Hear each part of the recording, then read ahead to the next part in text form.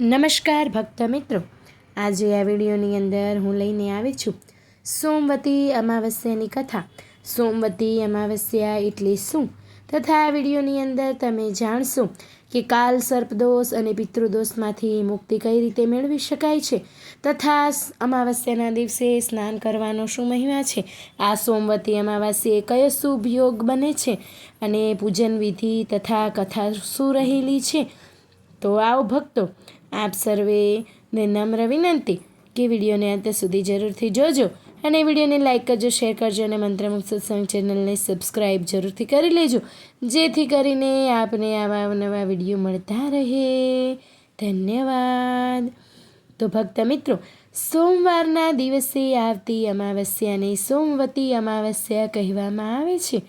હિન્દુ ધર્મમાં અમાવસ્યાનો દિવસ ખૂબ જ મહત્ત્વપૂર્ણ માનવામાં આવે છે અને આ દિવસ પિતૃઓ તેમજ પૂર્વજોને સમર્પિત હોય છે. આ વખતે સોમવતી અમાવસ્યા 30 ડિસેમ્બર સોમવારે મનાવવામાં આવશે. સોમવતી અમાવસ્યા વર્ષમાં 2 વખત આવે છે. એવી માન્યતા છે કે અમાવસ્યાના દિવસે પવિત્ર નદીમાં સ્નાન કરીને દાન કરવાથી અક્ષય ફળની પ્રાપ્તિ થાય છે અને કાલસર્પ દોષ અને પિતૃદોષમાંથી પણ મુક્તિ મળે છે. સોમવતી અમાવસ્યાના દિવસે દેવી પાર્વતી અને ભગવાન શિવની પૂજા કરવાનું વિશેષ મહત્ત્વ રહેલું છે અને આ દિવસે પીપળાની પણ પૂજા કરવામાં આવે છે.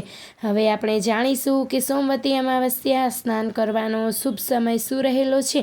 તો હિન્દુ કેલેન્ડર અનુસાર સોમવતી અમાવસ્યા 30 ડિસેમ્બરે સવારે 4 વાગે અને 1 મિનિટથી શરૂ થઈ જશે અને તારીખ 31 ડિસેમ્બરે સવારે 3 વાગે અને 56 મિનિટે સમાપ્ત થશે.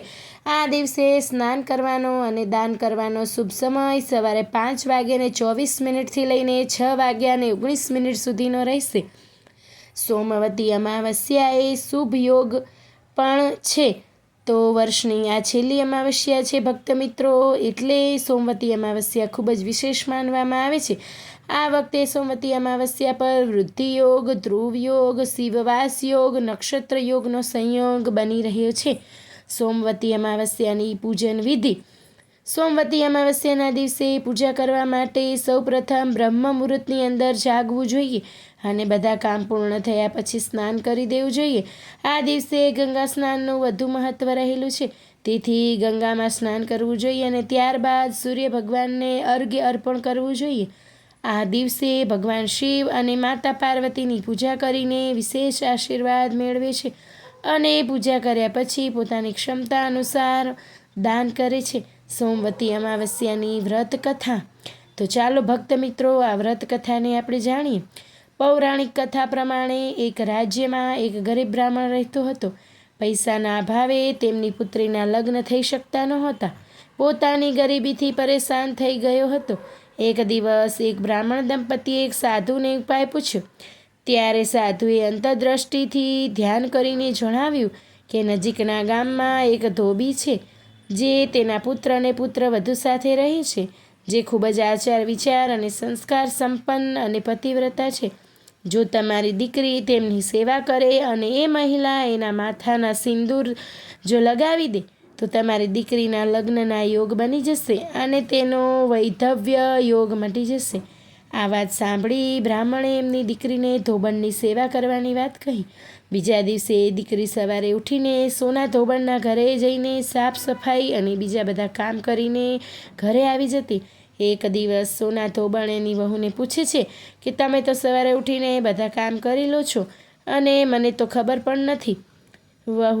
વહુએ કહ્યું કે મને લાગ્યું કે તમે સવારે જલ્દી ઉઠીને બધા કામ કરી લો છો અને હું મોડે જાગું છું. આ વાતથી નવાઈ પામીને બંને સાસુઓએ વિચાર્યું કે કાલે નજર રાખીશું કે કોણ છે જે સવારે વહેલા આવીને બધા કામ કરીને જતું રહે છે. બીજા દિવસે સવારે ધોબણે જોયું કે એક છોકરી ચૂપચાપ ઘરનું બધું કામ કરતી હતી.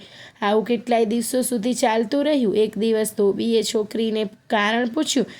દીકરીએ સાધુએ કહેલી બધી વાત ધોબણને કહી. તેની વાત સાંભળીને ધોબીએ તેને માંગેલું સિંદૂર આપ્યું અને તે જ સમયે ધોબીના પતિનું અવસાન થયું. આનાથી દુઃખી થઈને યુવતી ઘરની બહાર નીકળીને એક પીપળના ઝાડ પાસે પહોંચી અને ઈંટોના 108 ટુકડા લઈને 108 વાર પ્રદક્ષિણા કરીને અને એક પછી એક ફેંકવા લાગી. યુવતીના આ કૃત્યને કારણે ધોબણના પતિના જીવમાં જીવ આવ્યો હતો. યુવતીએ પીપળાના ઝાડની પરિક્રમા કરીને શુભ ફળ પ્રાપ્ત કર્યું હતું.